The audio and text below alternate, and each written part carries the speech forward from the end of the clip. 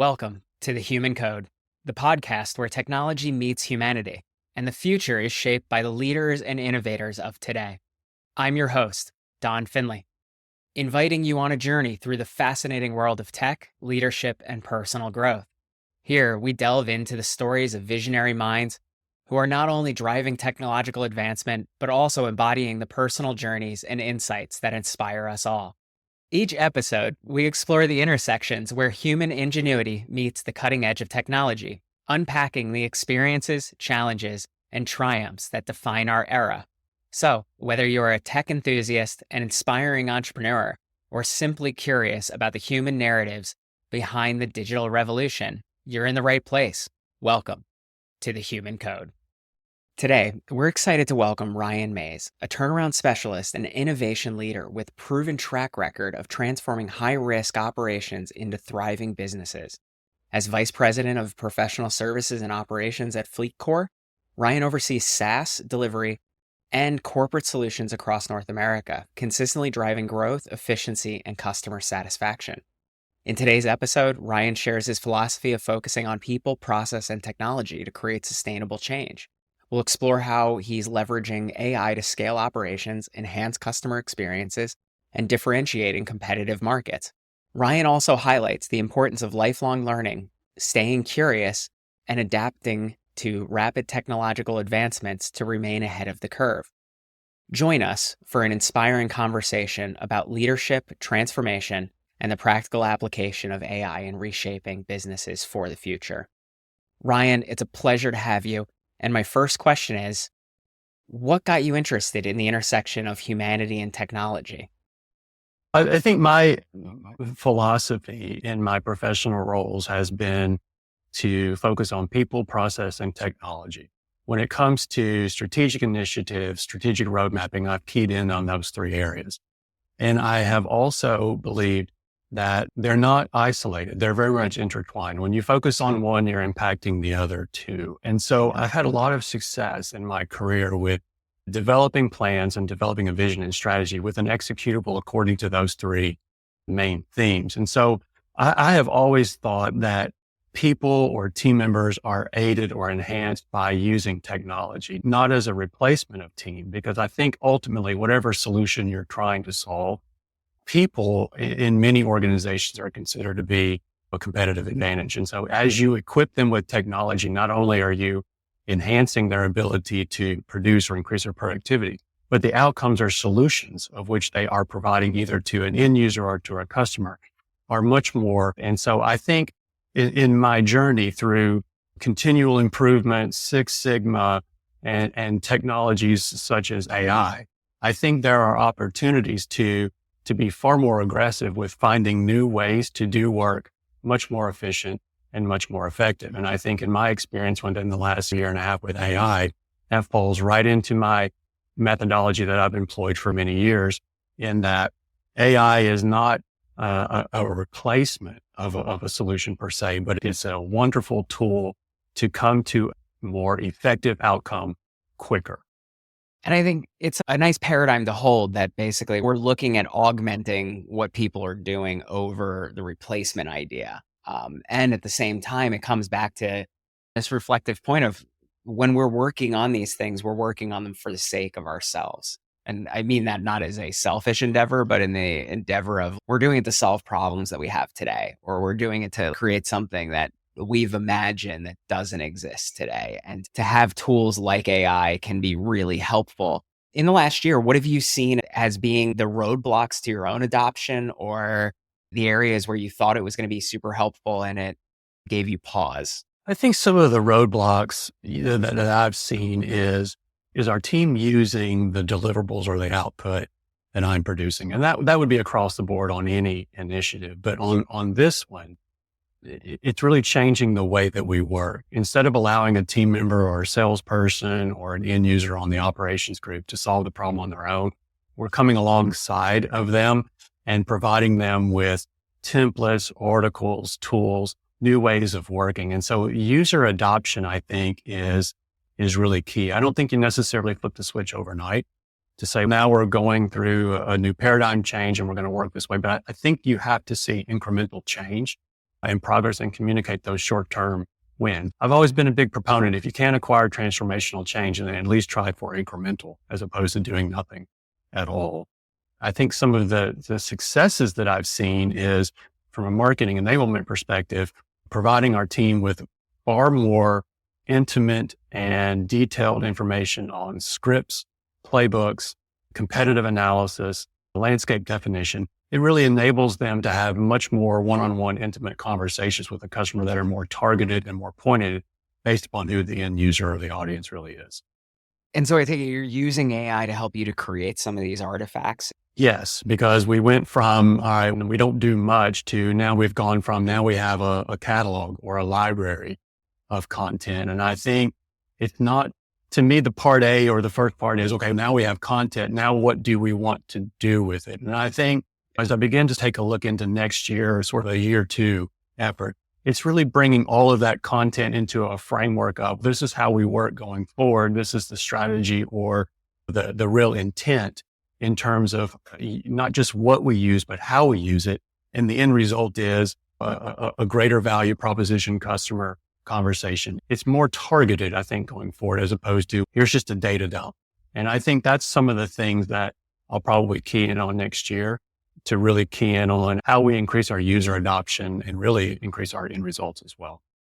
It's funny. So we were talking pre-show about the crawl, walk, run kind of space. And what was funny is we were talking about how you're in the crawl space of, hey, we're going to figure out how we can utilize this. It's a lot of trial and error. It's seeing what sticks, finding the places where it does add value and you get more comfortable with the solutions. But then what you just described is like you're preparing to get into that walk phase of actually making targeted approaches and saying, hey, if we apply it, here's how we know we can gain some efficiency. And it's finding those 3X use cases that enable you to grow. And so in thinking about 2025, right, what are some of the things that excite you about this like technology option that is coming to play? What are some of the questions that you have there as well? I think when I begin to consider what's next year, you mentioned crawl, walk, and I know we talked about that pre-show. I'm a firm proponent of transformational change. I've been in situations in most of my roles and most of my career where you don't have the luxury of time to scale an operation,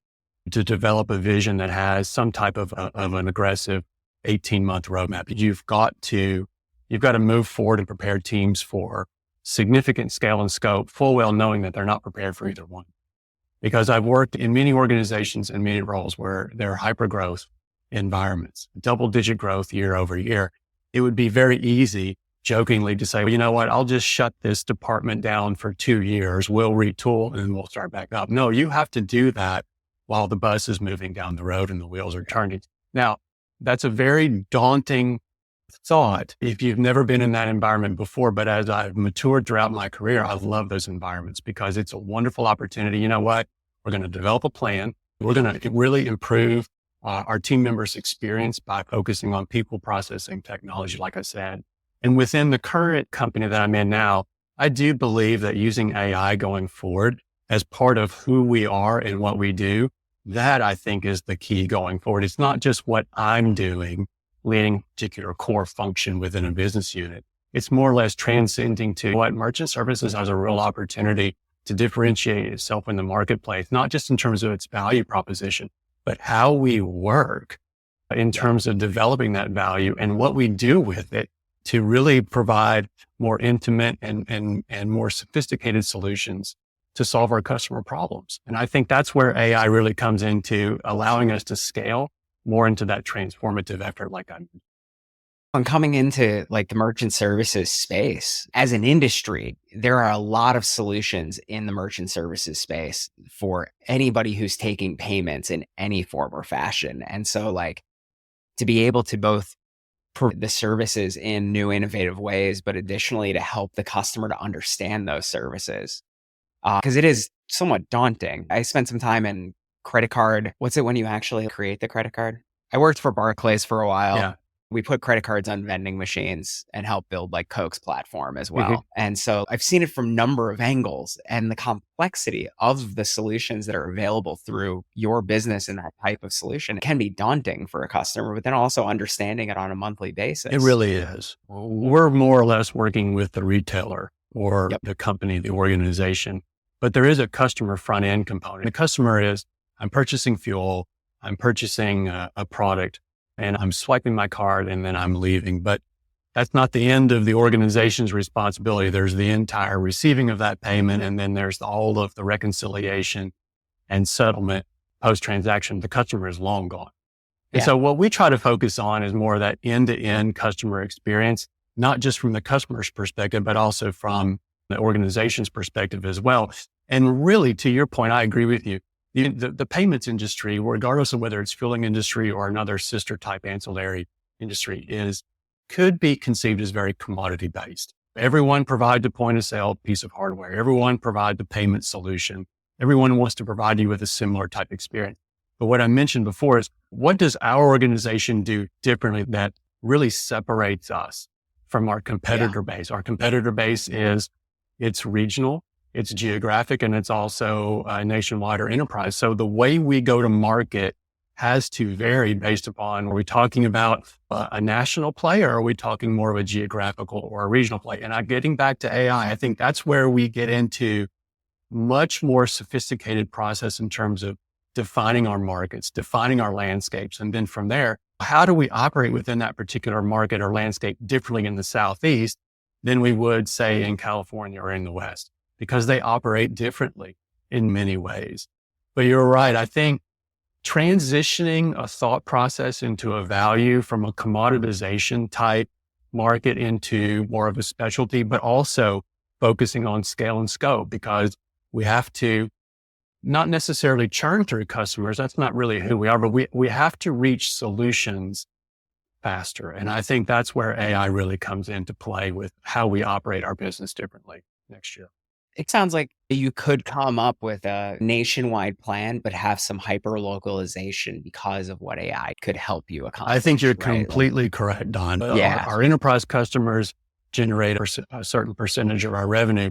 But when you start taking a look at the base itself, now you're starting to run into much more what we call single or multi-unit owners. And then what I call mid-majors, they're geographically located and they operate differently. So we may sell one particular product or solution across all three of those segments, and most people do as well.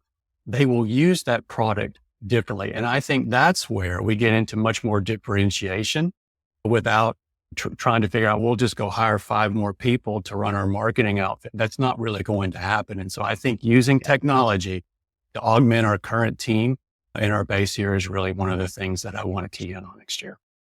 Are you seeing any change in skills as far as your base team in regards to how you want to grow with these solutions that we're talking about? Yes. Back in the day, sales came easier and now they're not. And I think within the fueling industry, it's far more fragmented.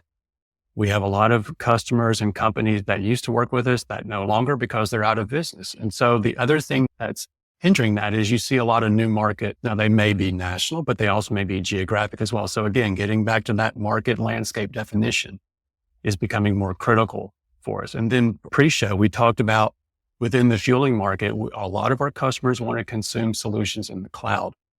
So what does your product roadmap look like? How are you moving in a way that meets customers where they are, not necessarily where you want them to be? And I think that is one of the other differentiators that I'd like to key in on next year is how do we meet customers and how do we solve their problems where they are, as opposed to this is our product.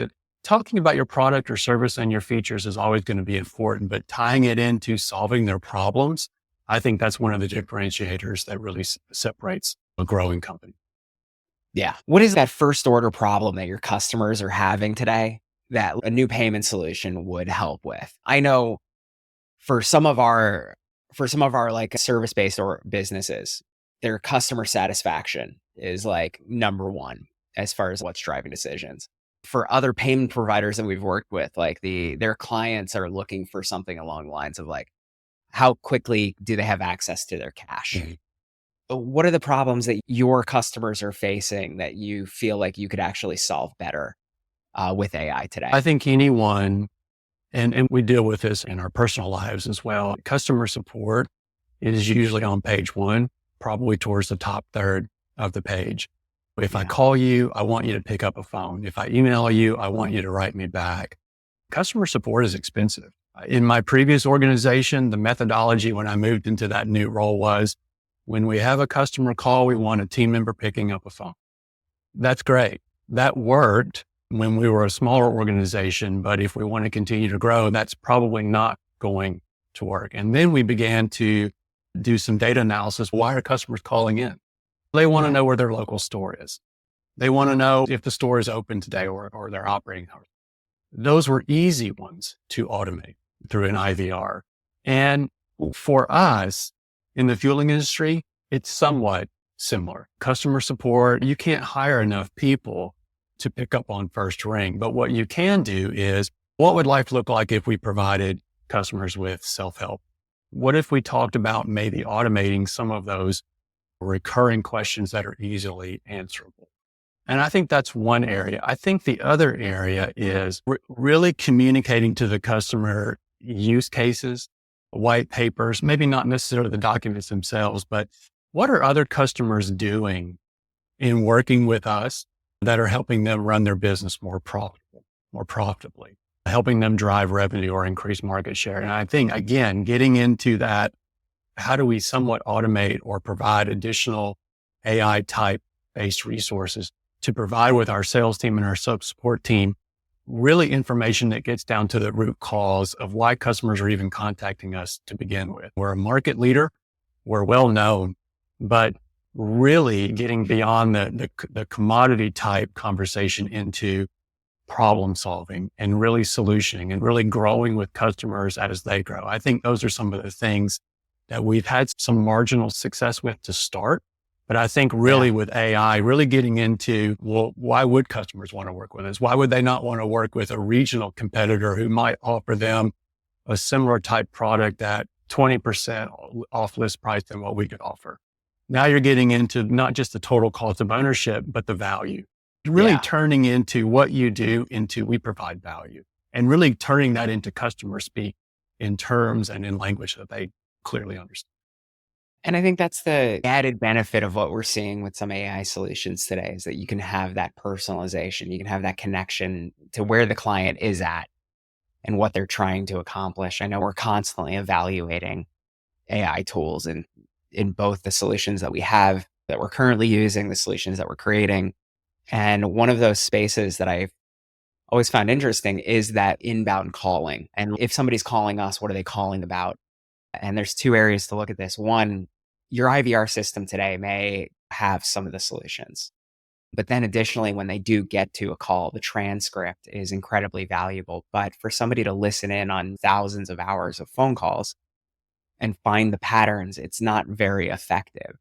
Yet having an AI do that, you can have it done in an hour. And it showcases, hey, if you add this question to your IVR, you've got a fairly low tech solution in the technology space. But then additionally, we can use those transcripts to train a customer service agent that could actually just be the AI that answers the questions for the client, helps to propose solutions or at least identify it, as well as logging that information into your CRM so that you can follow up on it later. And so there's like varying levels of how you can engage with this, both in a high touch customer position, but also hey, this is for our internal benefit, and then we'll make the decision. Yeah, here within this last year, I can summarize your call and send out the meeting notes. The way that we do it at times is, okay, I'm intensely listening to you, I'm typing, and then after the call, I'm taking 15 minutes to send a summary. That's a way to automate it. I think you mentioned two use cases. If I'm a customer calling you, you provide me with a summarization of that phone call. So now you're providing a premium service to a customer through automation that prior to that, they would have to take their own notes or take you at their word. And then from a team member or an internal perspective, what are you using? What are you doing to use that information to upskill your team or to use that for some constructive analysis, enabling them to have a better call when that type of call comes back? In my previous organization, we bolted on a quality program that looked at keyword research and why are customers calling us? You've got the ticket count by type. That's great. So from a categorization standpoint, why they're calling you. But getting into that voice of customer program that takes it much, much further in terms of customer sentiment and also tone and also some of the keywords that you can key in on. Well, now I know we've rolled out a new service, we've rolled out a new program that transcends ticket types. That voice of customer program through automation really comes in handy and allows you, it arms you with, here's how we're going to run our business a little bit different. Do you ever feel like inundated with information now? Yes, I Okay. get just as much email as anyone else. We're somewhat similar, like a lot of organizations. We have data everywhere. We use more than one system. And so the challenge of, well, where's that one consolidated database or that one customer record is challenge. So the other thing too is, and I'm sure that you're aware of this too, customers can reach an organization through multiple entry points. They can talk to your sales team. They can talk to your operations team. Maybe they talk to your product team. And how would you know that? And so not only are there multiple entry points, there are different types of conversations. I might talk to the operations group or the customer support team different than I would my sales rep or my product engineer. And so pulling all of that conversation in to this is really what's going on with the customer is difficult. It's challenging. It's even more important if the customer is a tier one type customer and they're spending a lot of money with you. They are integrated with you at the hip and you're going to grow with them. And I think AI really is an opportunity to pull in all of those records and all of those disparate pieces of information to provide greater insight into customer sentiment and tone. All of our companies are being run on multiple platforms right now. Like we're all in the cloud. And even if you're using Salesforce, you're likely using Microsoft as well. And so you've got a split of systems that can go on there. Like we have a few different systems that we run this business on, but then additionally, we also have an aggregate of our own like data lake that we pull information into that like stores everything. And even as a technology firm, I can tell you there's data that we're collecting that we're not looking at yet. So we haven't made that switch from data to information in some capacity. In most areas we are, like the core things that drive the business. But I feel like every organization out there is sitting on some massive pile of data that they know is valuable to them, but they haven't figured out quite how to pull that into like information and knowledge. And I feel like that's what you're sharing here as well, is that there's an opportunity to really understand your business better from a holistic standpoint instead of having the disparate connections that you have between the 5-10 systems that it takes to run operations. I would agree. What I described as the first challenge is, or where is all your data? I've got this Excel file on my hard drive. I've got this database over here. This system is 10 years old and really no one's really updating it. Okay. My billing system is way over on the other side of the company. That's the first part. But to your point, the second challenge is, and I'm a big proponent of performance measurement. I cut my teeth on that early in my career and it really hasn't stopped. Performance measurement is not just a skill, it's an art. And I think in my experience as I've matured through my organizational history, not a lot of professionals and not a lot of companies really key in on that. Yes, they've got their financials. Yes, there's a P&L and we do some strategic planning, but to your point, do you really know your business well to the point where you can turn right around and articulate it in front of a customer that secures a sale or describes value or really entices them or encourages them? You know what? We're the right organization for you because we can grow with you to meet your business needs. And let me share with you all of the great success stories of what I'm talking about with customers who are working with us right now. And it's performance measurement, in my opinion, extends well beyond an OKR or a KPI. I think that's a given. You've got to be able to measure. There's this adage, you really can't improve what you can't measure. Yes, everyone believes in that. But taking it into your point about transitioning data into real information is an art. And I think many organizations really lose on that because I can't really talk about information because my data is in 4 different places. What can you do to maybe connect those points a little bit more closely to the point where you could transition that into more of an informational conversation? And I think that's one of the differentiators for growing agile organizations, particularly as we mentioned, where problems are becoming much more complex and coming at us quicker, is can you get to an information stage much faster to really help solve a problem quicker? That's incredible. Right. One last question for you. For people who are just getting into the game, so if you were to speak to Ryan from a year ago, what advice would you have for him in jumping into the AI transformation? Myself from 12 months ago. Wow. I think what I would say is, we talked about this a little bit pre-show. I think lifelong problem solvers are lifelong learners.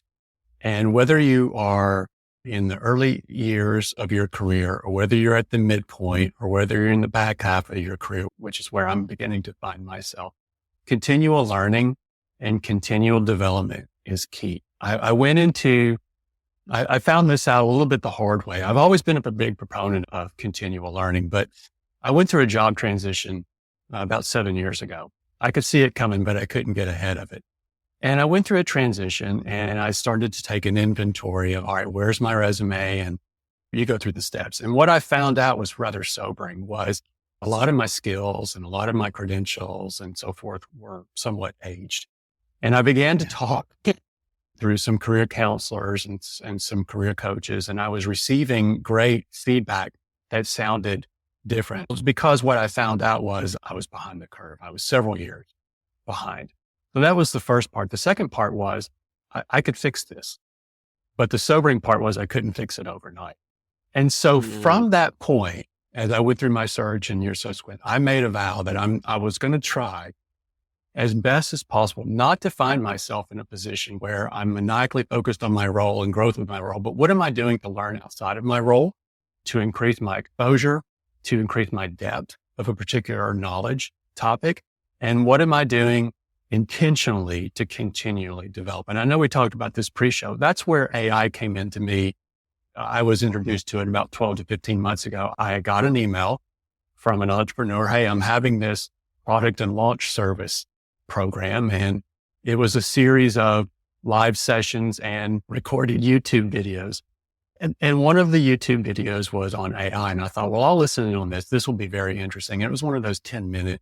And at the end of the video, I was floored because I saw during the video how to use ChatGPT and where taking an idea into production or an opportunity that could go to production was fascinating. And I happened to be sitting down watching this video. And at the end of it, I sat there for 3 or 4 minutes and my head was spinning. What are all of the use cases that I could use AI for? And the list is everything. And so the list continues to grow. It continues to grow. And I vowed right then and there, I'm going to find a way to make this a part of what I do in my personal and my professional life. And I think that's been one of the best decisions that I've made in the last 12 to 15 years. So that may be a little bit of a long-winded response to continual learning and development is key. Don't wait on your boss. Don't wait on your company. Yeah. You are, within reason, the CEO of your career. Yeah. So what are you doing to continually grow and learn? It could be a podcast. It could be a YouTube video. I've attended many lectures with pad of paper and a pen in hand, full well intending to, what are the 2 or 3 things that I can learn out of this 15-minute talk that I can apply to my world? And it's through certifications, it's through learning, it's through all kinds of things, reading books. It could be anything and everything. And so when you start thinking of it that way, you are inundated with boundless opportunities for learning. And I think that would be my one piece of advice that I would give to myself 12 months ago, 25 years ago, and continually leaning in on that as that work for many years to come. I love it. That's fantastic, Ryan. And thank you so much for being here with us today. So we all got to stay curious and continue learning. Don, thank you so much. I appreciate being a guest on your podcast, and I've had a great time, and thank you so much. Thank you for tuning into The Human Code, sponsored by Findustries, where we harness AI to elevate your business. By improving operational efficiency and accelerating growth, we turn opportunities into reality. Let Findustries be your guide to AI mastery, making success inevitable. Explore how at findustries.co.